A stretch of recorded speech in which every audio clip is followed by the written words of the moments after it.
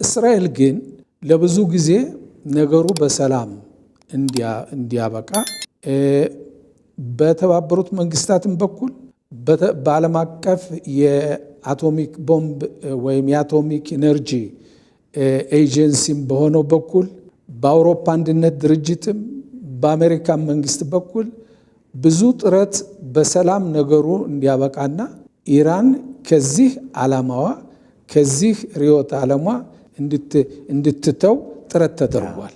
ምክንያቱም ዓላማቸው እስራኤልን አጠፋለሁ ነው። እንግዲህ ይሄ እነሱ ያሉት ነው። መሪያቸው እስራኤልን እናጠፋለን፣ መቼ እንደምትጠፋም የሰዓት ቆጣሪ ሐውልት ሰርተው ቴህራን ላይ የምትጠፋበትን ሰዓት ሲመለከቱ የኖሩና ብዙ ነገሮች ሲገነቡ ቆዩ። ይህ እስራኤል ለዓለም መፍትሄውን እንዲሰጥ ጠበቀች። ብዙ ጊዜ ከአውሮፓ ጋር ስምምነት አደረጉ ኢራኖች። ነገር ግን የእውነት ሳይሆን የላዩንን አድርገው ውስጥ ለውስጥ ግን ስራቸውን ያካሂዳሉ። ከአሜሪካም ጋር በ2015 የተባበሩት መንግስታት የጸጥታ ክፍል 2231 ቁጥር በተባለው ውሳኔያቸው ላይ ኢራን እንዳታመርት ኒውክሌርም ሆነ ሚሳኤል እንዳታደርግ ውሳኔ ተወስኖ ኤንፒቲ የተባለው ስምምነት አናደርግም ብለው ፈርመው ግን በጎድን ይሄን ሁሉ ክደው እነሱ ስራቸውን በሚስጥር ያካሂዳሉ። እስራኤል ምንጊዜም ማስጠንቀቋን ባላት መረጃ መሰረት በመረጃ ክፍሎች በኩል በሚገኘው ተጨባጭ ሁኔታ ብዙ ጥረት ተደርጎ ነበር። ኢራን ምንም ከዓላማ ወደኋላ አልሸሸችም፣ አልተለወጠችም።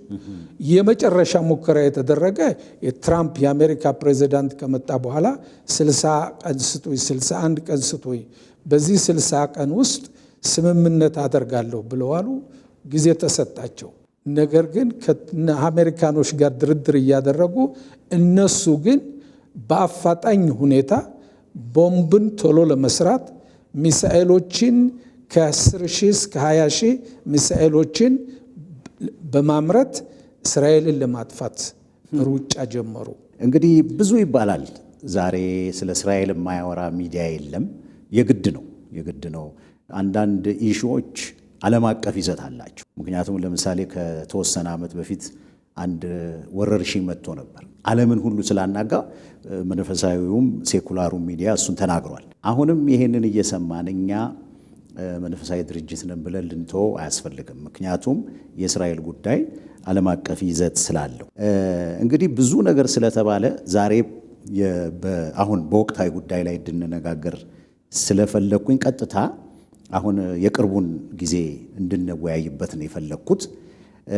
እማነሳው የመጀመሪያው ጥያቄ እስራኤልና ኢራን በቅርብ ጊዜ ጦርነት አድርገዋል። እንግዲህ የ12ቱ ቀን ጦርነት እየተባለ ነው። ወዴት እንደሚሄድ እግዚአብሔር ያውቃል። ነገር ግን ጥያቄ የእስራኤልና የኢራን ጠላትነት ምንጩ ምንድን ነው? እንደ አንድ መንፈሳዊ ድርጅት እኛንም እንደሚከታተሉ ሰዎች የፖለቲካ ይዘት ብቻ ያለው አይመስለኝም። ስለዚህ እንደው ምንድን ነው? ጂኦግራፊካሊ አይቀራረቡ፣ በጣም ተራርቀው ያሉ ሀገሮች ናቸው። ይሄ ችግር ከየት የመነጨ ነው ብለው ያስባሉ? በመሰረቱ እንደሚታወቀው እስራኤል በዘመናዊ መልክ ከ1948 በተባበሩት መንግስታት እውቅናዋን አግኝታ ከጥንታዊ ታሪካዋ ቦታ ላይ እነ ዳዊት እነ ሰለሞን ከቆረቆሯት ኢየሩሳሌም ላይ እስራኤል ሀገር ላይ እግዚአብሔር ለአብርሃም ለአንተና ለዘርህ ለትውልድ ሰጥቻለሁ ብሎ እግዚአብሔር ለአብርሃም ቃል በገባለት መሰረት የእስራኤል ልጆች እዚያ ቦታ ላይ ከ2000 ዓመት ስደት በኋላ ብዙ ነገስታት ከተፈራረቁባት በኋላ እነ ናቡከደነጾር ባቢሎን፣ ከዚያም የሜዶና የፋሪስ መንግስት፣ የግሪክ መንግስት፣ ሮማውያኖች መንግስት፣ ቱርኮች፣ እንግሊዞች እነዚህ ሁሉ ከተፈራረቁባት በኋላ እግዚአብሔር በነቢያት የእስራኤል ልጆች እንደሚበተኑና ወደ ዓለም እንደገናም ደግሞ እንደሚመለሱ በትንቢት በተጻፈው መሰረት ትንቢተ ሕዝቅኤል ላይ፣ ትንቢተ ኢሳይያስ፣ ትንቢተ ኤርምያስ ላይ ያ የትንቢት ቃል ተፈጻሚነቱ መጥቶ ሆኖ የእስራኤል ልጆች በ1948 ዓመተ ምህረት ከተበተንበት ከአራቱ ማዕዘን በመሰብሰብ የእስራኤል አገር የእስራኤል መንግስት እንደገና ከታሪኳ ቦታ ላይ በዘመናዊ መልክ ተመሰረተች። በዚህ ሂደት ላይ እንግዲህ ይህንን እውንን ያልተቀበሉ ክፍሎች በየጊዜው እስራኤልን ለማጥፋት የተለያዩ ጦርነቶች አካሂደዋል።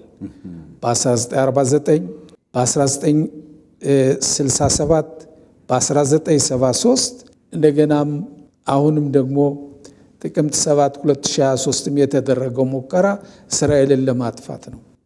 ይህ በአጠቃላይ ባለው ሁኔታ ላይ አንዳንድ ሀገሮች የጎረቤት ሀገሮች ጦርነቱን ሞክረው አይሆንም በሰላም ብንኖር ይሻላል በማለት ሰላም መስርተው የሚኖሩ አሉ። እንደ ግብፅ፣ እንደ ዮርዳኖስ የመሳሰሉ ሌሎችም ሀገሮች እነ ሞሮኮም፣ እነ ባህሬን፣ እነ የተባበሩት የአረብ ኤሚሬት እነዚህ ሁሉ ሰላም ስምምነት ዲፕሎማሲ አድርገው በእድገቱ ሁሉ እየተሳተፍን ነው ያለን።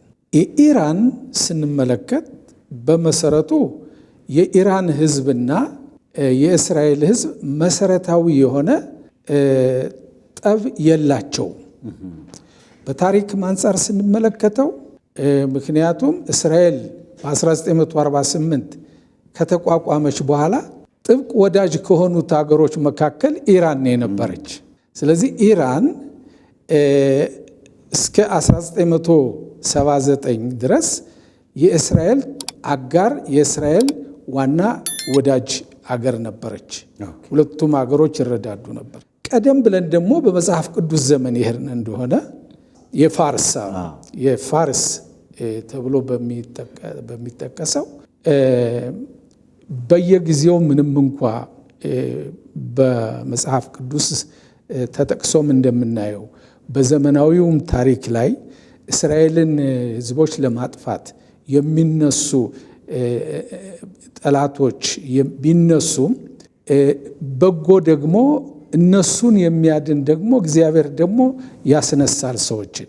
ለምሳሌ አድርጌ ልጠቅስ የምፈልገው በዚህ በፋሪስ መንግስት ውስጥ እነ አርቴክስስ በነገሱበት ጊዜ ሃማን የተባለ በመጽሐፍ አስቴር ላይ የምናነበው በዓለም ያሉትን አጠፋለሁ ብሎ ተነሳ።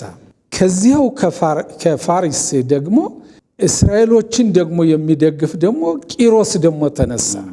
ቂሮስ ተነስቶ በባቢሎን የተወሰደውን የእስራኤል ልጆች ምርኮኞችን ወደ ኢየሩሳሌም ወደ ሀገራቸው እንዲመለሱና ናቡከደነጾር ያፈረሰውንን የመጀመሪያውን ቤተ መቅደስ ሁለተኛውን ቤተ መቅደስ እንዲሰሩ አደረገ። ይሄ የፋሪስ ሰው ነው፣ የፋሪስ ንጉሥ ነው። በዚያም በመጽሐፍ ቅዱሱ ይሄርን በአሁኑ በዘመኑ የመጣን እንደሆን ደግሞ እስከ 79 ድረስ የነበረው የኢራን መንግስት አመራር የእስራኤልን መንግስት እውቅና ሰጥቶ ከእስራኤል ጋር ጥብቅ የሆነ ወዳጅነት ነበረ። ከ1979 የእስላም የአክራሪ የእስላም አብዮት ከተካሄደ በኋላና ይህ አክራሪ መንግስት ከተመሰረተ አንስቶ በኢራን ውስጥ እስራኤልን ለማጥፋት እንደ ርዕዮተ ዓለም አድርገው ወሰዱት። እስራኤልን ለማጥፋት ብዙ ጥረት እና ብዙ በቢሊየን የሚቆጠር እስከ 200 ቢሊየን በላይ ዶላር የኒውክለር ለማቋቋም የኒውክለር ማምረቻን መመስረት 2000 ኪሎ ሜትር አቋርጦ እስራኤልን ለመደምሰስ ብላስቲክ ሚሳይልስ ወይም ደግሞ ይሄ አገር አቋራጭ ሚሳይሎችን በመስራት ብቻ እስራኤልን ለማጥፋት ብቻ ይሄን ያህል ወጪ በማድረግ መገንባት አመጡ። እስራኤል ግን ለብዙ ጊዜ ነገሩ በሰላም እንዲያበቃ በተባበሩት መንግስታትም በኩል በዓለም አቀፍ የአቶሚክ ቦምብ ወይም የአቶሚክ ኢነርጂ ኤጀንሲም በሆነው በኩል በአውሮፓ አንድነት ድርጅትም በአሜሪካን መንግስት በኩል ብዙ ጥረት በሰላም ነገሩ እንዲያበቃና ኢራን ከዚህ ዓላማዋ ከዚህ ርዕዮተ ዓለሟ እንድትተው ጥረት ተደርጓል። ምክንያቱም ዓላማቸው እስራኤልን አጠፋለሁ ነው። እንግዲህ ይሄ እነሱ ያሉት ነው። መሪያቸው እስራኤልን እናጠፋለን፣ መቼ እንደምትጠፋም የሰዓት ቆጣሪ ሐውልት ሰርተው ቴህራን ላይ የምትጠፋበትን ሰዓት ሲመለከቱ የኖሩና ብዙ ነገሮች ሲገነቡ ቆዩ። ይህ እስራኤል ለዓለም መፍትሄውን እንዲሰጥ ጠበቀች። ብዙ ጊዜ ከአውሮፓ ጋር ስምምነት አደረጉ ኢራኖች። ነገር ግን የእውነት ሳይሆን የላዩንን አድርገው ውስጥ ለውስጥ ግን ስራቸውን ያካሂዳሉ። ከአሜሪካም ጋር በ2015 የተባበሩት መንግስታት የጸጥታ ክፍል 2231 ቁጥር በተባለው ውሳኔያቸው ላይ ኢራን እንዳታመርት ኒውክለርም ሆነ ሚሳኤል እንዳታደርግ ውሳኔ ተወስኖ ኤንፒቲ የተባለው ስምምነት አናደርግም ብለው ፈርመው ግን በጎድን ይሄን ሁሉ ክደው እነሱ ስራቸውን በሚስጥር ያካሂዳሉ። እስራኤል ምንጊዜም ማስጠንቀቋን ባላት መረጃ መሰረት በመረጃ ክፍሎች በኩል በሚገኘው ተጨባጭ ሁኔታ ብዙ ጥረት ተደርጎ ነበር። ኢራን ምንም ከዓላማ ወደኋላ አልሸሸችም፣ አልተለወጠችም። የመጨረሻ ሙከራ የተደረገ የትራምፕ የአሜሪካ ፕሬዚዳንት ከመጣ በኋላ 60 ቀን ስጡኝ፣ 61 ቀን ስጡኝ፣ በዚህ 60 ቀን ውስጥ ስምምነት አደርጋለሁ ብለዋሉ። ጊዜ ተሰጣቸው። ነገር ግን ከአሜሪካኖች ጋር ድርድር እያደረጉ እነሱ ግን በአፋጣኝ ሁኔታ ቦምብን ቶሎ ለመስራት ሚሳኤሎችን ከ10 ሺህ እስከ 20 ሺህ ሚሳኤሎችን በማምረት እስራኤልን ለማጥፋት ሩጫ ጀመሩ። ይሄ ሩጫ ያካሂዱ ነበረ። ይሄንን ሁኔታ እንግዲህ የአቶሚክ ቦምብ ሊቃውንት እና የመረጃ ክፍሎች እንደሚያስረዱትና እንዳቀረቡት የተባበሩት የአቶሚክ ኢነርጂ ኤጀንሲም ሪፖርት እንዳቀረበው መሰረት ኢራን 9 ቦምብ ለመስራት የአቶሚክ ቦምብ ለመስራት ከ90% 60% ላይ ደርሳለች። 30% ለማሟላት የተወሰኑ ሳምንታት ብቻ ይበቃታል የሚል ተጨባጭ ሁኔታ ስለቀረበ ይህም የህልውና ጉዳይ ስለሆነ እነሱም አንድ የታወቀው ሳይንቲስት የኒውክለር ሳይንቲስት እኛ ሁሉን አዘጋጅተን ጨርሰናል፣ ቦምቡን ስሩ ካሉን በአጭር ጊዜ ውስጥ እንሰራዋለን ሲል መግለጫ መስጠቱም የታወቀ ነገር ነው። የነሱ ሰው የዋናው የኒውክለር ሚሳኤል አሁን በህይወት የለም። ስለዚህ በዚህ ሂደት ላይ እስራኤል እጇን አጣጥፋ ቁጭ ማለት አትችልም። እስካሁን የታገሰችው በጣም ብዙ ጊዜ ነው። አሁን ግን ህልውናዋን የምታጣበት ቀን በጣም ቅርብ ስለሆነ ሳይቀድሙ መቅደም አስፈላጊ ስለሆነ ዜጎቿንም ደህንነት መጠበቅ የሀገሪቱንም ሉዓላዊነት መጠበቅ አስፈላጊ ስለሆነ ሰኔ 12 ቀን ሌሊት እርምጃ መውሰድ ቻለች ዘመቻውን። እዚህ ላይ ግልጽ መሆን የሚገባው ኢራን ይሄን ሁሉ እስራኤልን ለማጥፋት ያካሄደችው በሶስት መንገድ ነው።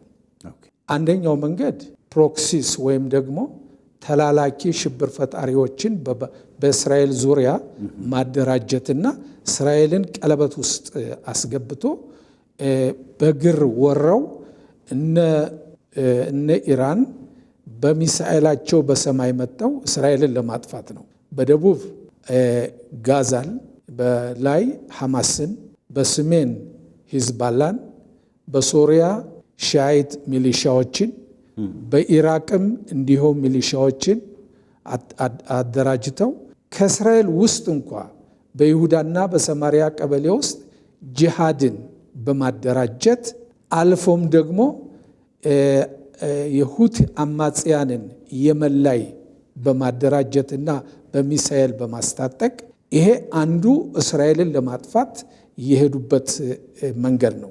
ሁለተኛው ደግሞ ረጅም ተወርዋሪ ሚሳኤሎችን ማምረት ነው። ሶስተኛው በሚሳኤሉ ውስጥ የሚልኩት አጥፊ የሆነውን ቦምቡን መስራት ነው። ስለዚህ በእነዚህ ሁኔታዎች ላይ ይሄን ሁኔታ እንደሚያህል ግልጽ ነው። በፕሮክሲስ በኩል የሄዱት መንገድ ጥቅምት 7 ቀን ወረራ ተጀመረ። እንግዲህ ተአምርም ሊሆን ይችላል። የሂዝቦላ ሲዘገይ፣ ሐማስ ሲቀድም፣ ሚሊሻዎች ሲዘገዩ ቶሎ ብሎ የሐማስ መጥቶ የእስራኤልን ዜጎች ከምኝታቸው እንደተኙ ከነቢጃማቸው አቃጠላቸው፣ አረዷቸው፣ ከነቢጃማቸው አግተው ወደ ጋዛ ወሰዷቸው። ሂዝቦላም ሆነ ሌሎች አሁን እንግባ ሲሉ ያው የእስራኤል መከላከያ ጉዳዩ ግልጽ ከሆነበት ጊዜ አጣፋ መመለስና መከላከል ተጀመረ። በዚህ ሁኔታ ላይ እንጂ ቅንጅቱን አንድ ላይ ለማድረግ ነበር፣ እንደዚያ ነበር የተቀዳጁት። ግን ካሁን በፊትም በ1949 እንደ ለታሪክ ያህል እንድና ግልጽ ለተመልካቾቻችን እንዲሆን እስራኤል በ1948 የተባበሩት መንግስታት የዓለም መንግስታት በሰጣት መሬት ላይ ቦታ ማለትም ቦርደር ከልላ መንግስቷን ካቋቋመች በኋላ አዲሷን መንግስት ጨፍልቀው ለማውደም ልክ በአመቱ በተቋቋመች በአመቱ ተነሱ። ታንክ አልነበራትም እስራኤል፣ እንዳሁኑ አየር አልነበረም። ያን ሁሉ ግን አጠቃችው፣ አሸነፈች። ይሄ የእግዚአብሔር ኃይል ነው። በ1967 የስድስቱ ቀን ጦርነት የተባለው ጊዜ ደግሞ 7 የአረብ መንግስታት እንደዚህው አድፍጠው እስራኤልን ለማጥፋት ወጓት። አሁንም እስራኤል አሸነፈች። በ1973 እንደገና የዮም ኪፑር ጦርነት በኦሪት ዘሌዋውያን ምዕራፍ 23 ላይ በተጻፈው ለእስራኤል ልጆች በታዘዘው ሕግ መሰረት የተቀደሰ ጉባኤ ይሆንላችሁ ተብሎ ይሄ የአስተሰሪያ የኃጢአት ማስተሰሪያ የጸሎት በጾምና በጸሎት ህዝቡ ከጸሎት ቤት በሚውልበት ቀን አድፍጠው አሁንም በድንገት መጥተው እስራኤልን ለማጥፋት አሁንም መጥተው ወረሩ። አሁንም እስራኤል በባዶ ሆድ የእስራኤል ህዝብ በጾም መሳሪያ አንስቶ ተዋግቶ አሁንም እስራኤል አሸነፈች። ጥቅምት 7ም ደግሞ የተደረገው በ2023 በበዓል ቀን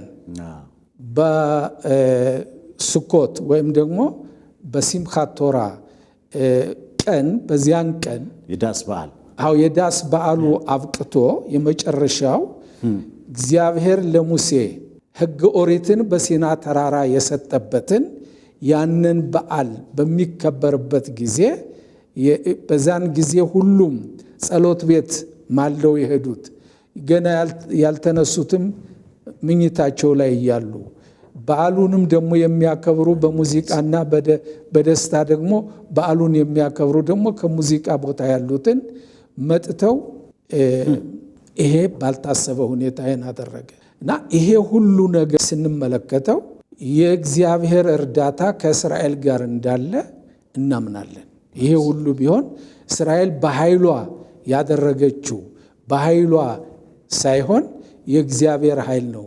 እግዚአብሔር በመዝሙረ ዳዊት ላይ በተጻፈው መሰረት እስራኤልን የሚጠብቅ አይተኛም አያንቀላፋም ይላል። ስለዚህ በዚህ ሁኔታ ላይ የእስራኤል ሕልውና እስካሁን ድረስ ተጠብቆ እናያለን ማለት ነው። ይህ ሁኔታ እንግዲህ ይሄ ሁሉ ጥላቻ ከምንድን ነው ብለን በምንልበት ጊዜ በእውነቱ መልሱ በጣም ያስቸግራል። ከኢራን ጋር የሄድን እንደሆነ የድንበር ግፊት የለንም። 2000 ኪሎ ሜትር ርቀት ያለን አገሮች ነን። የንግድ ውድድር የለንም። ሀብት አልወሰርንባቸውም። ስለዚህ እስራኤልን ማጥፋት አለብኝ ብለው ያሁኑ ያለው የኢራን አገዛዝ የሚያካሄደው ሁኔታ እጅግ በጣም የሚያሳዝን ሁኔታ ስለሆነ እስራኤልም ደግሞ ይሄንን ሁኔታ ዝም ብሎ ማየት ስለማይቻል ለሰላምም የተደረገው ጥረት ሁሉ ውጤት ስላላገኘ ግዴታ በኃይል ተጠቅሞ ማውደም ያስፈልጋል ብሎ የሀገራችን መንግስት አመነበት። መከላከያ ኃይላችን አመነበት። መረጃ ድርጅቶች አስፈላጊውን ኢንፎርሜሽን ወይም ደግሞ መረጃውን አቀረቡ። በዚህ ሁኔታ እንግዲህ በ12 ቀን ውስጥ ለእስራኤል ሕልውና አስጊ ናቸው የተባሉት የኒውክሌር ማምረቻዎችና የሚሳኤል ማምረቻዎችን ለማውደም ተችሏል። እዚህ ላይ የአሜሪካን መንግስትም ልናመሰግን ይገባል። ምናልባት የአሜሪካ መንግስት ባይጨመር ኑሮ በ12 ቀን ላያበቃ ይችል ይሆናል። ግን የአሜሪካም ፕሬዚዳንት መወሰናቸውና የአሜሪካ መከላከያ ኃይልም ጦርነቱን አብሮ መግባቱ ይህን ሁኔታ ሊያሳጥረው ችሏል። እስራኤል ምንጊዜም ቢሆን ታርጌት የምታደርገው ኢላማ አድርጋ የምትወጋው የወታደሩን መዋቅርና የኒውክሌር ማምረቻዎችን ነው። አደጋ ለሕልውናዋ የሚያሰጉትን ሁኔታዎች ነው። እንግዲህ ይሄ አሁን ያሉኝ የቆየ ነገር ነው። አንዳንድ ጊዜ ተመልካቾቻችን ዘመኑ ያው የቶሎ ቶሎ ኢንፎርሜሽን መመላለሻ ስለሆነ ወደኋላ ነገርን የማየት ነገር በብዙሃኑ ዘንድ የለም እና አሁን ከነገሩን ተነስተን ስናይ አሁን የሚደረገው በኢራንና በእስራኤል መካከል ወይም በእሷ ባቋቋመቻቸው በረዳቶቿ አማካኝነት የሚደረገው የ2 ዓመት ጦርነት አይደለም። በእቅድ በፕላን ሲታቀድበት የኖረ ነው። ስለዚህ ብዙሃኑ ይህንን እንዲያውቅ ማድረግ ኃላፊነት ያለብን ይመስለኛል እና እስቲ እንደው ጨምረው ቢነግሩን። ምክንያቱም ድህረ እውነት ብዙ ነገር እያበላሸ ይሄ ፖስት ትሩዝ ዘመን ውስጥ ስላለን ዩኒቨርሲቲ ተማሪዎች አሁን እኔ 2 ቀን አይሆነኝም ከምዕራብ ሀገር ከመጣሁ ብዙ ወጣቶች ብላይንድሊ ተቃውሞ ውስጥ ይገባሉ። ከየት ነው ለምንድን ነው እንደዚህ የሆኑት ስንል አንዱ ትልቁ ነገር እውነት እየተዛባ ወይም ደግሞ ውሸት ብቻውን እየተላለፈ ስላለ ነውና ለዚህ ይህንን አማርኛ ለሚሰሙ ተመልካቾች የእስራኤልን ነገር የትላንትና ነገር እንዳልሆነ እንዲያስቡበት እንደው ምን ይጨምራሉ?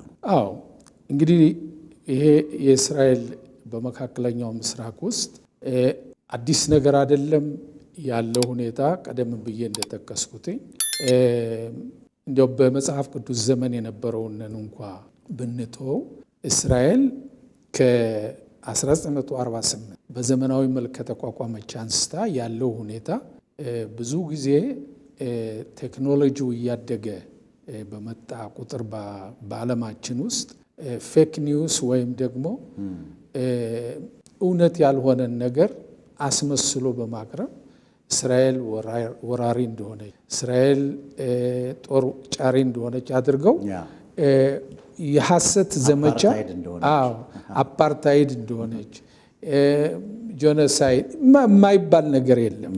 በእውነቱ ግን ስንመለከተው እስኪ ዞር ብለን እንመለከት። በአመሰራረቷም ላይ እንኳ መጀመሪያ ላይ በ1948 የተባበሩት መንግስታት 2 አማራጭ ነገሮችን ሰጥተዋል። የተባበሩት መንግስታት የፓርቲሽን ፕላን የሚባል ነገር ኮሚሽን አቋቁመው ኮሚቴው ከ2 ከፍለው በዛ ያለው ለአረቦች አነስ ያለው የጁሽ መንግስት እንዲቋቋም ተብሎ በዚያን ዘመን እንግዲህ የብሪቲሽ ኢምፓየር ነበረ አገሪቷን ይዟት የነበረው። 1947 ባልፎር ዴክላሬሽን የእንግሊዝ የውጭ ጉዳይ ሚኒስትር ለመጀመሪያ ጊዜ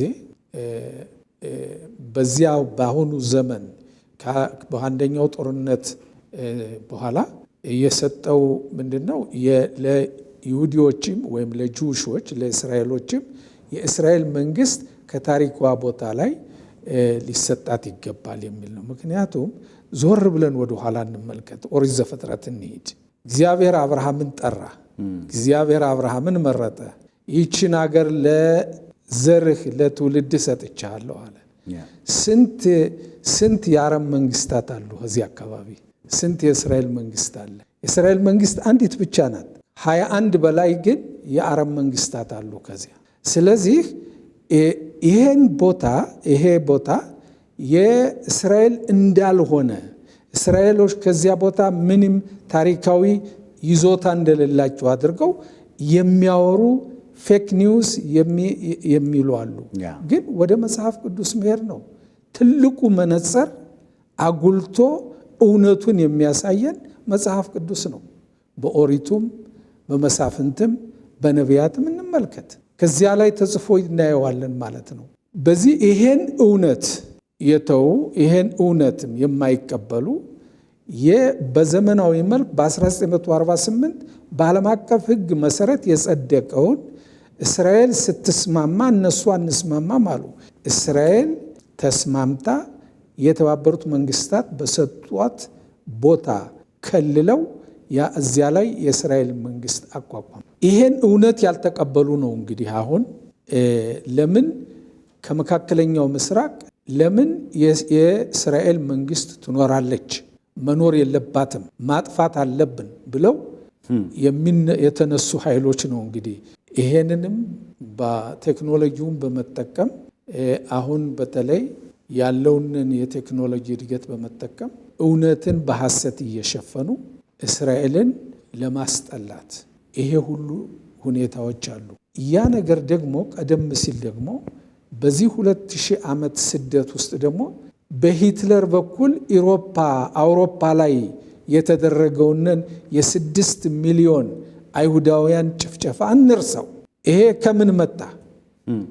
ከጥላቻ፣ ከሐሰት ወሬ፣ ከሐሰት ዘመቻ ከዚህ የተነሳ ነው። ይሄ 6 ሚሊዮን በሂትለር አገዛዝ ከሁሉ አውሮፓ እየተሰበሰቡ ሊያልቁ የቻሉ የዚህ አይነት መንፈስ የዚህ አይነት አመለካከት ያላቸው ሰዎች ዛሬም ደግሞ በዓለማችን ውስጥ በአሁኑ ዘመን ቴክኖሎጂውን በመጠቀም እስራኤልን ለማስጠላት አንቲሰሚቲዝምን፣ ጸረ ሴማዊነትን እንደገና ለማስፋፋት በጥቅምት 7 ቀን እስራኤል የተበደለችው እስራኤል ስትሆን፣ የተገደሉባት እስራኤል ስትሆን፣ የተጠለፉባት እስራኤል ስትሆን ለምን ተከላከለች በማለት ጄኖሳይድ ታደርጋለች፣ አፓርታይድ ናት ይላሉ።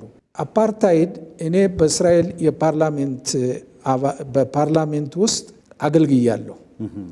በማገለግልበት ጊዜ አብረውን የሚያገለግሉ የነበሩት ከዚያ እንደኔ በህዝብ ተመርጠው የፖለቲካ ፓርቲ አቋቁመው በሀገሪቱ የዲሞክራሲ ህግና መብት መሰረት ተጠቅመው የፓርላሜንት አባል ሆነው ያገለግሉ እስላሞች ወይም አረቦች፣ ድሩዚም የተባሉ ብሔረሰቦች፣ የክርስትና ሃይማኖት ተከታዮች፣ እንዲሁም ደግሞ ዘላኖች ወይም በዱዊም ተብለው የሚጠሩት ኖማድስ፣ እነሱ የነዚህ ሁሉ ወኪሎች ከዚያ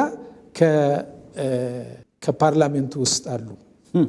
ይሄ ሁኔታ አፓርታይድ ከሆነ እንግዲህ የይሁዲ ብቻ ነው ወይም የእስራኤል ብቻ ነው የሚሉት እነዚህ ሁሉ የእስራኤል ዜጋ እንደመሆናቸው መጠን በዜግነታቸው በዲሞክራሲ እኩል መብት ያላቸው ናቸው። እስራኤል በሃይማኖት አትለይም፣ በዘር አትለይም። ማንኛውም ዜጋ በእኩልነት የሚኖር ነው። አፓርታይድ ደቡብ አፍሪካ የነበረው አፓርታይድ እንደዚህ ከሆነ አፓርታይድ አልነበረም ማለት ነው። ስለዚህ እስራኤልን አፓርታይድ ናት ብለው የሚኮንኑና የሚያወግዙ ሰዎች የአፓርታይድን ዋጋ እያወረዱት ነው እና እስራኤል አፓርታይድ አይደለችም። ለዚህ ደግሞ ማንኛውም መጥቶ ማየት ይችላሉ። ሁሉም በኮኤግዚስታንትነት አብሮ የሚኖር ነው። የጋዛንና ስንመለከተው በ1994 እስራኤልና የፓለስቲንያን ነፃ አውጪ ድርጅት ፒኤልኦ ተብሎ የሚጠራው የራስን በራስ አገዛዝ ራሳቸውን በራሳቸው እንዲያስተዳድሩ ከይሁዳና ከሰማሪያ ቀበሌ ከጋዛ ከውጭ የነበሩትን ሽብር ፈጣሪዎች ሁሉ ተመልሰው ራሳቸውን በራሳቸው እንዲያስተዳድሩ ስምምነት ተደረገ። በዚህ መሰረት እስራኤል በጋዛ በኩል ያለውን ሁኔታ ሰጥታ በ2005 መከላከያ ኃይሉን አወጣች።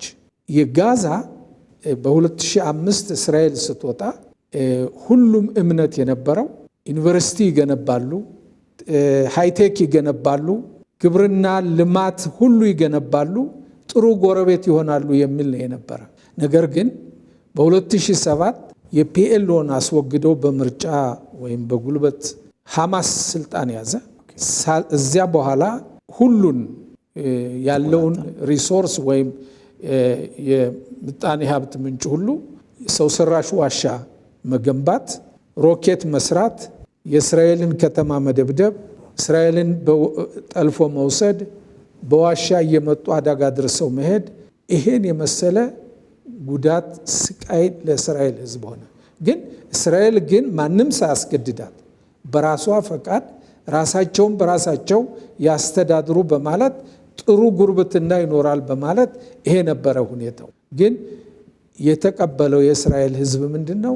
በተቃራኒው ነው። ጥቅምት 7 የተደረገው ወረራ ይሄ ተጨባጭ ሁኔታ ነው። ለዚህ ሁሉ የበላይ አቀናባሪዎች እነ ኢራን ናቸው። ስለዚህ ከ94 በፊት ጋዛ ሙሉ በሙሉ በእስራኤል መንግስት ቁጥጥር ስር ነበር ማለት ነው። በፍቃዷ ነው ራስ ገዝ እንዲሆኑ አሳልፋ የሰጠችው። አሁንም ወደ ታሪክ መለስ ልበልና በ1900 እስከ 1967 ድረስ የይሁዳና ሰማሪያ ቀበሌ ምስራቅ ኢየሩሳሌም ወይም ግማ ኢየሩሳሌም ምስራቅ ኢየሩሳሌም በዮርዳኖስ መንግስት ነበረ። በዮርዳኖስ መንግስት ስር ነው የነበረ። ጋዛ በግብፅ እጅ ነው የነበረ። የጎላን ሀይት ኮረብታዎች በሶሪያ እጅ ነው የነበሩ። በ1967 በተደረገው ጦርነት እስራኤል አሸንፋ የይሁዳና የሰማሪያ ቀበሌንና ኢየሩሳሌምን አዋሃደች።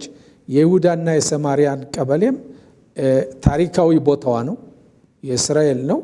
ግን ቀደም ስትቋቋም የተባበሩት መንግስታት ያደረጉት ክለላ ስለነበረ የዮርዳኖስ ነበረ። ያንን በእንግሊዞችም በኩል ከዚያ በፊት እንግሊዞች ስለሆነ ዮርዳኖስም ይሄ ሁሉ ብዙ የአረብ ሀገሮች ከዚያ በኋላ ነው የተመሰረቱት። እንግሊዞች እያከፋፈሉ ለዚህኛው ቤተሰብ ይሄ ለዚህኛው ቤተሰብ ይሄ ብለው ያን መካከለኛው ምስራቅ ከፋፍለው ሰጥተዋል። ስለዚህ ያኔ ምስራቅ ኢየሩሳሌምና ይሁዳና ሰማሪያ ቀበሌ በዮርዳኖስ ነበር። ግን እነሱ በጫሩት ጦርነት እስራኤል አሸንፋ እነዚህን ቦታዎች ያዘች። በ1973 እንደገና ጦርነቱ ሲነሳ ጎላን ሀይትም እስራኤል ሶሪያን አሸንፋ ጎላን ሀይትንም ያዘች፣ ጋዛንም ያዘች። ስለዚህ መጀመሪያ በግብጾች እጅ የነበር ጋዛ የግብጾች ነበረ። እንደሚታወቀው እስከ ሳይናይ እስከ ሲናም ድረስ እስራኤል ይዛ ነበረ። በስምምነት ያው ሰላም ግብጽ ሰላም ተደራደሩ ከእስራኤል ጋር። የሲናን ምድረ በዳ መለሰች እስራኤል። ጋዛ ግን እስከ ኦስሎ ስምምነት ድረስ እስከ 2000 እስከ ኦስሎ ስምምነት እስከመጡበት ድረስ በእስራኤል ቁጥጥር ነበር። ይሄ ነው ሁኔታው። በ2005 ምንም ስምምነቱም የማያስገድዳት ነበረ መከላከያው። እስራኤል ግን ራሳቸው በራሳቸው ነፃ ሆነው ይኖሩ በማለት ሰላምን ፍለጋ ሰላም ፍለጋ ጉርብትና ፍለጋ ይሄ ነው እንግዲህ የሆነው። ስለዚህ አሁን ብዙ ሰው የማያውቀው ከ2005 እስከ 2023 ቢያንስ 18 ዓመት ይሆናል። ልክ ነው። በዚህ ሁሉ በ18 ዓመት ውስጥ ብዙ ሙከራዎች ይደረጉ ነበረ። እስራኤል በጣም በትዕግስት እንዳለፈችው ነው የሚያሳየው። እና አንዳንድ ጊዜ እንዲህ አይነቱን ነገር ፐብሊክ እንዲያውቀው ማድረግ ጥሩ ነው። የመጨረሻው ኦክቶበር 7 2023 ላይ የተደረገው የዛ ቀን ሳይሆን ኦልሞስት የ18 ዓመት እቅድ ነበር። ለእቅዶቹ ግን ምላሹ ኃይል አልነበረም። እስቲል ሰላምና በተቻለ መጠን ነገሮች ብሰው እንዳይወጡ የሚያደርግ አክሽን ነበረ የእስራኤል መንግስት የሚወስደው። ስለዚህ አንዳንድ ጊዜ በእነዚህ 18 ዓመት በትዕግስት የተካሄደበትን አንዳንድ ነገር ቢያነሱልኝ። በየጊዜው የሐማስ ብዙ ጉዳት ያደርሳል በእስራኤል ላይ፣ በዜጎች ላይ ሮኬት ይተኩሳሉ። ወታደራዊ የአጭር ኦፕሬሽን ይደረግና እንደገና ተውነ ይላሉ፣ ይተዋል። በዚህ 18 ዓመት ውስጥ እስከ ጥቅምት 7 ድረስ በየጊዜው የተለያዩ ዘመቻዎች ነበሩ። ምክንያቱም ሐማስ በሚያደርሰው ዜጎችን ጠልፎ በመውሰድ በኩል፣ ዜጎችን በመግደል በኩል፣ ከተማዎችን በሮኬት በመደብደብ በኩል፣ በእንደዚህ ያሉ ሽብር ፈጠራዎች አውቶቡሶችን በማፈንዳት በኩል ሰዎችን በመላክ እስራኤል ደንበሯን ከፍታ ሰርተው እንዲኖሩ ሰርተው ልጆቻቸውንም ማሳደግ እንዲችሉ ይመጣሉ። ስለዚህ ለመስራት መጥተው ከአውቶቡስ ውስጥ ተቀምጠው ቦምቡን ያፈነዱታል እና ይሄ ጠፍቶ የማጥፋት ሁኔታዎች ሁሉ በኢየሩሳሌም ከተማ፣ በቴልአቪቭ ከተማ ይሄ ሁሉ ያደርጉ ነበር። እስራኤል እነዚህን እንዲህ የሚያደርጉትን የሐማስም ሆነ የጂሃድ ድርጅቶችን በየጊዜው ወታደራዊ ዘመቻ እያደረገች ትቀጣ ነበረ። እስር ቤትም ታገባቸው ነበረ። ጥቅምት 7 ቀን የፈጸሙት የሐማስ መሪዎች ከእስር ቤት ውስጥ የእስራኤልን ወታደር ጠልፈው ወስደው ጋዛ ውስጥ በስምምነት የተፈቱት ናቸው። በምህረት በስምምነት ተፈተው የሄዱት እነ ሲንዋር እነሱ ከእስራኤል እስር ቤት የነበሩ ናቸው።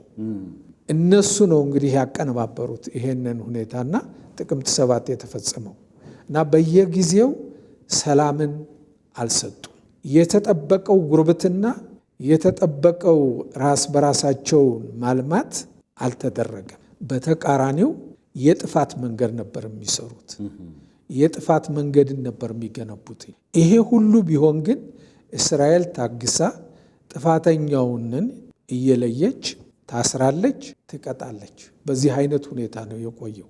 ጥቅምት 7 ቀን ግን የተደረገው ሁኔታ ሂትለር ካደረገው በኋላ እንደዚያ ያለ ሁኔታ በእስራኤል ልጆች ላይ በጣም ደም አፋሳሽ የሆነ ጭፍጨፋ ተደርጎ አያውቅም። እነዚህ ብዙዎች እኮ ከእስራኤል ውስጥ ገብተው የተደበደቡት ወይም ደግሞ የታረዱት የተጠለፉት ሰዎች እኮ እዚያው ጎረቤት ናቸው። የጋዛ ጎረቤት የሆኑ ሰፈሮች ናቸው።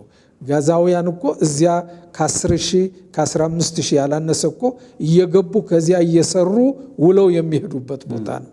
ስለዚህ ይሄንን ሁኔታ ሰርተው የኢኮኖሚ ምንጭ የሆነውን ቦታ መጥተው ሰዎችን አረዱ፣ ጨፈጨፉ። የዚህ አይነት ሁኔታ ነው እንግዲህ ሁኔታውን አሁን ሊቀይረው የቻለው። መከላከያ ኃይሉም ወደዚያ ሊገባ የቻለው መጀመሪያ በሰላም ጠይቋል። የእስራኤል መንግስት ወታደሩ ወዲያውኑ አልገባም በግብታዊነት።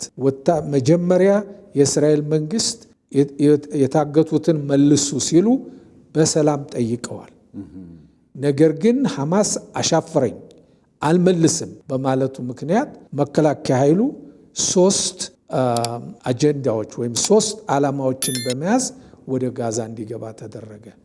አንደኛው ዓላማ የተጠለፉትን መመለስ ነው። በሁለተኛው ዓላማ ደግሞ ሐማስ እስካለ ድረስ ለወደፊቱ ስጋት ስለሚሆን የሐማስን ወታደራዊም ሆነ መንግስታዊ መዋቅሩን መደምሰስ፣ በሶስተኛ ደረጃ ለወደፊቱ አስተማማኝ የሆነ የደህንነት መዋቅርን በደቡብ እስራኤል መመስረት። እነዚህ 3 ሁኔታዎች ገና አልተሟሉም። አሁንም ቢሆን 50 የሚሆኑ የታገቱት እስካሁን በሐማስ እጅ ጋዛ ውስጥ ይገኛሉ። ሐማስም እስካሁን ድረስ አልተደመሰሰም አለ። እነዚህ 3 ዓላማዎች ስላልተሳኩ እስካሁንም መከላከያ ኃይሉ እነዚህን የታገቱትን ወይም የተጠለፉትን ዜጎቹን ለመመለስ እስካሁንም ወታደሩ ጋዛ ውስጥ ነው ያለው፣ ጥረት እያደረገ ነው። ይሄ ሁሉ ሲሆን ግን እስራኤል ለመጀመሪያ ጊዜ እኔ እስከማውቀው ድረስ ጠላቱን እየመገበ የሚዋጋ መከላከያ ኃይል የእስራኤል የመከላከያ ኃይል ነው። ምክንያቱም በጋዛ ውስጥ የሚኖሩ በጦርነቱ ውስጥ ተሳታፊ ያልሆኑ ሕፃናትም ሆነ ሽማግሎች በረሃብ እንዳይቀጡ በየቀኑ 600 የጭነት መኪናዎች በእስራኤል በኩል አድርገው ይገባል። ይሄን እስራኤል ተስማምታ በየጊዜው ይገባል እርዳታ 600 ምክንያቱም በዚህ 600 ጭነት መኪናዎች ላይ የሚገባው ምግብ፣ ውሃ፣ መድኃኒት፣ ነዳጅ ለህዝቡ አገልግሎት እንዲሆን ያንን 600 የጭነት መኪና የሚረከበውና ቁጥጥር የሚያደርገው ሐማስ ነበረ። ያን ይቀበላል። ያን እርዳታ በውድ ይሸጥላቸዋል ለጋዛውያን። በዚያ ገንዘብ መሳሪያ እየገዛ ጦርነቱን ይቀጥላል። አሁን ግን ነገሮች ተለውጠዋል። በተባበሩት መንግስታት፣ በአሜሪካ፣ በአውሮፓውያን ጋር በመተባበር የተባበሩት መንግስታት ሰብአዊ ድርጅቶች ማከፋፈያ ጣቢያዎችን አቋቁመው እርዳታው ይገባል። ነገር ግን እርዳታውን መጠው የሚወስዱት ህዝቡ ራሱ ነው፣ ሰው ነው እንጂ እንደ ድሮው ጭነት መኪና ጋዛ ሲገባ የሐማስ ሚሊሻዎች አይደለም ጭነት መኪናውን የሚወስዱት። ስለዚህ አሁንም ቢሆን እርዳታ እየሰጡ ናቸው። አሁንም ቢሆን እርዳታ እየገባ ነው። ነገር ግን የአሰጣጡ ሁኔታ ሐማስ እንዳይደርስ፣ ሐማስ እንዳይቆጣጠረው ቤተሰብ ይገባሃል የተባለው እየመጣ ራሱ ይወስዳል። ይሄ ነው ያለው ሁኔታ። ታዲያ ይሄን ሐማስንም እየመገበ ጠላቱን እየመገበ የሚዋጋ መከላከያ ኃይል ከየት ነው ያለው? ኤግዛክትሊ አንዱ ብዙሃኑ የማያውቀው ይሄ ነው። ብዙ ጊዜ በሜንስትሪም ሚዲያዎች ላይ ስናይ እንደዚህ አይነት የሰብአዊ መብት ጥሰት እንደምታደርግ እስራኤል ምግቦች እንዳይገቡ፣ ይሄ በጣም በጣም ትክክለኛ ነገር ነው። ሌላው የሚያሳየኝ ደግሞ እንደ መንግስት ትኩረቱ ሐማስ ላይ እንጂ የፍልስጤም ህዝብ ላይ አይደለም። እና ህዝቡ አንድም ይሄንን ነው ማወቅ ያለበት። የእስራኤል መንግስት የሚወስደው አክሽን ሐማስ ከሚባል ፓርቲ ጋር ሐማስ ከሚሰራው ስራ ጋር እንጂ ከፍልስጤም ህዝብ ጋር አይደለም። እና እሱንም ትንሽ ቢነግሩ። እስራኤል በዚህ ጦርነት ውስጥ ሁሉ ስታካሄድ በዚህ 1 ዓመት ተኩል ውስጥ ታርጌት ወይም ደግሞ ኢላማ አድርጋ የምትወስደው ሽብር ፈጣሪዎችንና መሳሪያቸውን ነው እንጂ ህዝቡ እንዳይጎዳ አስቀድሞ ፓምፕሌት ነው በአረበኛ ቋንቋ ተጽፎ እዚህ ቦታ ልቀቁ፣ ህዝቡን በዚህ ቦታ ልቀቁ፣ እዚህ ቦታ መሳሪያ አለ፣ ሽብር ፈጣሪዎች አሉ፣ ልቀቁ። በራሪ ወረቀት ይበተናል። አዎ ይበተናል። በዛን ጊዜ የሐማስ ሰዎችም አረበኛ ያነባሉ፣ እንደሚያውቁት ግልጽ ነው። እነሱም አብረው እንደሚሸሹ ግልጽ ነው። መሳሪያቸውንም እንደሚያሸሹ ግልጽ ነው። ነገር ግን ሰዎች ከሚያልቁ፣ ሰዎች ከሚጠፉ በማለት ነው እንግዲህ በአጭር ጊዜ የሚያልቀው ጦርነት ብዙ ረጅም ጊዜ የወሰደበት ምክንያት አንደኛ የተጠለፉ ዜጎቻችን እዚያ ውስጥ አሉ።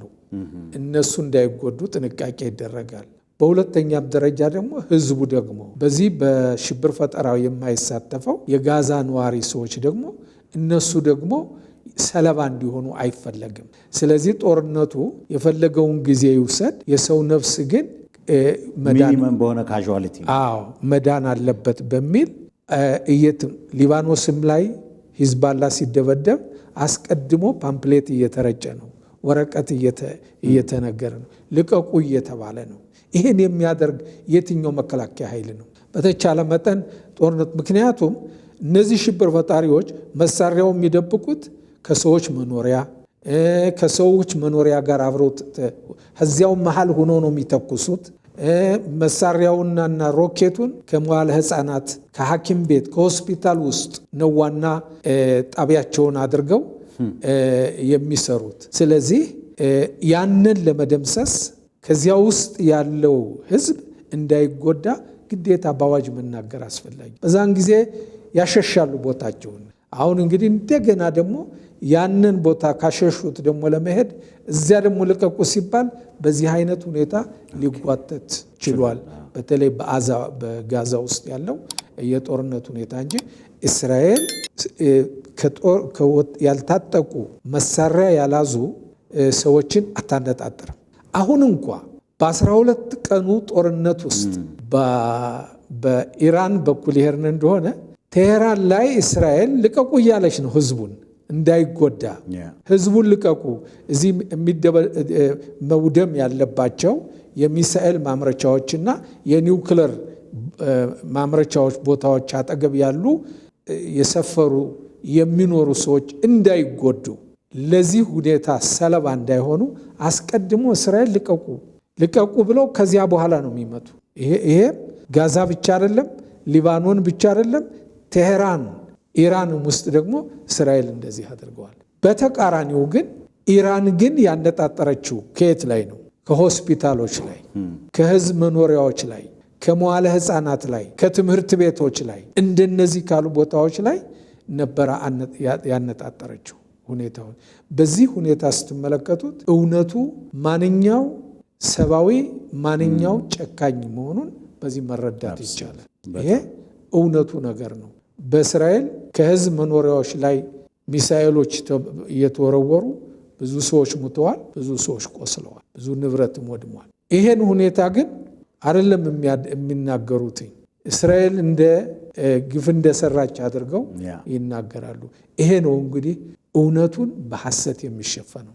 አብሶሉት የዚህ ፕሮግራምም ዓላማ እሱ ነው። እውነቱ በተለይ ደግሞ እውነቱን በሚያውቁ የቅርብ ኢንፎርሜሽን ባላቸው ሰዎች በእንደናንተ አይነት ሲነገር ጆሮና ትክክለኛ ሕሊና ያለው ሰው ሰምቶ ነው የሚፈርደው። ስለዚህ ለዚህም ነው እኛ ዛሬ እርስዎን ገብዘን እንድንነጋገር የፈለጉት። የመጨረሻው ጥያቄ በመጽሐፍ ቅዱሳችን ለእስራኤል ለኢየሩሳሌም ሰላምን ለምኑ ይላል እና እንግዲህ እንደ ወንጌላዊ አማኝ ሁላችንም ባንሆን እግዚአብሔር ከእስራኤል ጋር አልጨረሰም ብለን የምናምን ወንጌላዊ አማኞች እንጸልያለን፣ እናጸልያለን። በዚህ ሰዓት የእግዚአብሔር ሕዝብ እንዲጸልይ የሚያስተላልፉት ነገር ካለ ይሄን እጠይቆታለሁ። ነገር ግን በግሌ በጣም ሰርፕራይዝ የሚያደርገኝ እርሶም ምናልባት እንደው አንዳንድ ጥቆማ ቢሰጡኝ ደስ ይለኛል። አንዳንድ ተመልካቾች ይረዳል። እኔ እስከማውቀው ድረስ የአይሁድ ሕዝብ በተበተነበት ቦታ ሁሉ ብዙውን ጊዜ የመልካም ነገር ፈጣሪ ነው። በአርት ቢሉት፣ በሚውዚክ ቢሉት፣ በኢኖቬሽን በቴክኖሎጂ ቢባል በጣም ብዙ ነገር ለዚህ ለዘመናዊው ዓለም አስተዋውቋል። በኖብል ተሸላሚዎች ዘንድ ብንሄድ ብዙ የአይሁድ ሰዎች አሉ። ብዙ ጊዜ የሚገርመን እኔና የኔ አይነት አመለካከት ያለን አገልጋዮች እንዴት ነው የተገላቢጦሽ የሚሆነው? እኔ ስታመም መድኃኒት ሰርቶ ለሚሰጠኝ ህዝብ፣ ብዙ ነገር ለቴክኖሎጂ ብርሃን እንድናውቅ ላደረገ ህዝብ ምላሹ ይሄ ነው ወይ ብለን እንነጋገራለን። እና እንደው የእርሶ ምልከታ በዚህ ላይ እንዴት ነው? ለዚህ ህዝብ የሚያነሱት ነገር ካለ። አዎ እንግዲህ እንደምናውቀው በታሪክ የእስራኤል ህዝብ ተሰደደበት ጊዜ አንስቶ በዚህ 2000 ዓመት በላይ ስደት ውስጥ በየሀገሩ ብዙ አስተዋጽኦ አድርጓል የእስራኤል ህብረተሰብ። በአውሮፓ ብዙ ሁኔታዎች አለ እና አልበርት አንስታይን ሌሎችም ብዙ በሳይንሱም በአርት እንዲሁም ደግሞ በተለያዩ ፈጠራዎችም በኩል ብንሄድ አሁንም ቢሆን ብዙ አዲስ ፈጠራዎችን የእስራኤል ካምፓኒዎች ለዓለም ያበረከቱ አለ ይጠቀማል። ይሄስ ግን ያን እየተጠቀሙ እስራኤልን ሲረግሙ ይውላሉ። እስራኤልን ይጥፋል። በጣም የሚያሳዝን ነገር ነው። በምርቱ በውጤቱ እየተጠቀሙ እስራኤልን ያወግዛሉ ይላሉ። ይሄ ሁኔታ በእውነቱ እጅግ በጣም የሚያሳዝን ሁኔታ ነው። የአውሮፓውንም የአንቲሰሚቲዝም ሁኔታ ሊያመጣው የቻለው የዚህ አይነት ጥላቻ እንዲሁ ዝም ብሎ የመጥላት ሁኔታ ምናልባት አንዱ ሲሳካለት በዓለማችን ውስጥ ቅናት አለ። እንግዲህ እናውቃለን። ኦሪት ዘፍጥረት ላይ ቃየል አቤልን ወንድሙን ገደለው ይላል። በቅናት ተነስቶ መስዋዕት ለምን የኔ መስዋዕት አልተቀበለም ለምን በሚል የዚህ አይነት ሁኔታ በዓለማችን ውስጥ ያለ ማህበረሰብ ህብረተሰብ አለ።